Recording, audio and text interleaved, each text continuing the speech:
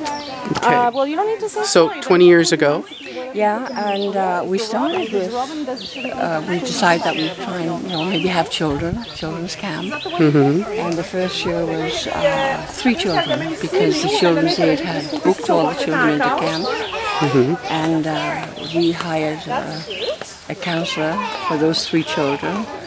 And the counselor, she is now my daughter-in-law with 2 beautiful grandchildren. And from there we expanded to having a children's camp, and until the ice storm. The ice storm, there's so many trees damaged that it was dangerous for the children to come back. And from then it grew into a family campsite. Castalia's here. Oh, good, thank you. And there are roads and paths meandering every around here, and then clearings and people. These were not here. Okay. These were not here. When we moved in, there was part of the house at the beginning and the 2 buildings you see, like garage and a greenhouse. And this was pretty well bush. And the little lake that you saw, there was 5 tiny little ponds. And we started by digging out the ponds and making one large and small lake. It's a man-made lake. This used to be a sand pit.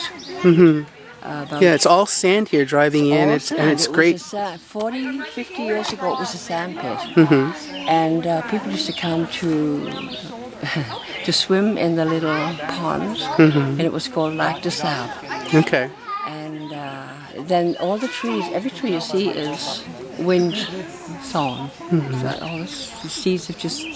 And how did this festival evolve, Music in the Pines? Because it's full of artisans, and there's crafts, and there's a lot of children, there's a lot of people here, and everybody seems to know you.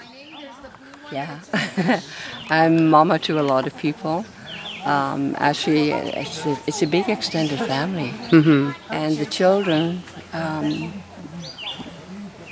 very important to me. I've been a foster mom for the past 20 years. And we've had over 65 children in our home. Wow. We've adopted a couple of them. And I have 4 of my own children. My eldest is now 50. And so I have 8 grandchildren and 2 great-grandchildren. When we were speaking before, I said it's almost like a refuge here more than a campground. I think it is. Such a good feeling here. And maybe because I feel it and I love my land, that other people seem to find the same thing. And it is open to the general public as a campsite, and they can... Not as with trailers. We don't have any electrical or water on site. And as we go through, I'll show you. If they find a spot where they can pitch a tent, that's where they stay. Okay. So I have very few numbered campsites. And we can cater from 2 tents, 1 tent, to 1,000 people. And we have a couple of festivals where there are 1,000 people come in. The festival that's going on today, and it's on till tomorrow, I believe? Yes. Today is Music in the Pines, and we've been choosing this is the 3rd year, and we choose a charity that's close to us. The first year was for the arts for Rockland District High School. They didn't have a big art program, so we did it for them. Last year was for my daughter, who is a vet, and she's with Vets Without Borders. And she went down to Chile to work with the street dogs. And so she got the money from last year. And this year's Children's Wish Foundation, which is also very important to me. I did a fundraiser about 22 years ago for Children's Wish. And I think next year it's going to be the same charity.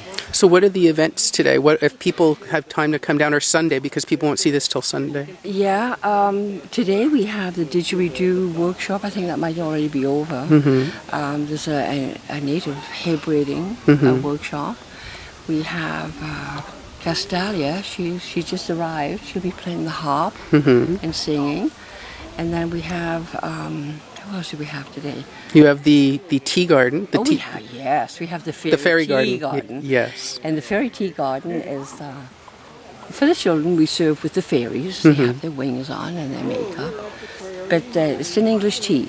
Scones and cream and cucumber sandwiches. No, we don't do that. That's more of a high tea. Oh, okay. We don't have time for the high tea. But we have just the regular tea time, 2 to 4. And then we have the art gallery. That's open daily. And in the evening and afternoon, we have open mic. We have Scarzola. They are a group from Montreal. Medieval music and French-Canadian music. And then we have the hippie campfire performing tonight. That sounds like that's going to be fun. That's going to be fun. Last night was a wonderful night. I know I didn't get to bed until 3:30 this morning, and up at 8 o'clock to cook in the kitchen. But yeah, as you see over here, the tents just pop up everywhere. It's not a commercial campsite at all. Like these are the vendors. They'll be opening in a little while.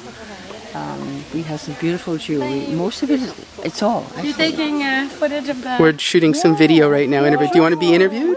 Can I take a shower first? I'm looking Okay. I wouldn't mind after though. Okay. Yes. Okay. We'll continue with the tour. Yeah, we have a group from Montreal, from Quebec. They'll be singing. There's about 30 of them in the choir, and they sing from different languages from all over the world. And, Do you have more events happening this summer? yes, I have one event which is drum fusion. That's all drumming. Wow. Mostly djembes and hand drums. That's for a weekend. And then after that, I have Open Minds, which is that's a 7-day festival, but they have, there's lots of meditation, there's lots of music from, again, all over the world. They bring in a lot of good groups. They have, they build domes. They have a 60-foot dome that they build. Wow. And in that they have the meditation and they have the yoga. So that's a pretty special festival. You were saying before too, people don't just come out here to camp. They can come out for the day and just meditate or just walk in the pines. Yes, and they can come out and spend the day, bring a picnic lunch and a dinner, and swim. There's a pool, there's a little pond, a spring-fed pond. But you have to watch for the goldfish. Okay. We have goldfish in there. No. And I'm sorry, That's that's my okay. grandson. Sweetheart. That's my daughter-in-law that I was telling you about. Ah, The one okay. that was my first counselor, and she became my daughter-in-law. And she's on video right now. And this is my other daughter, Chelsea, who came to me when she was, how old were you? Six. We're talking about the genesis of Whispering Pines and everything that happens here. Very short. Were you filming it?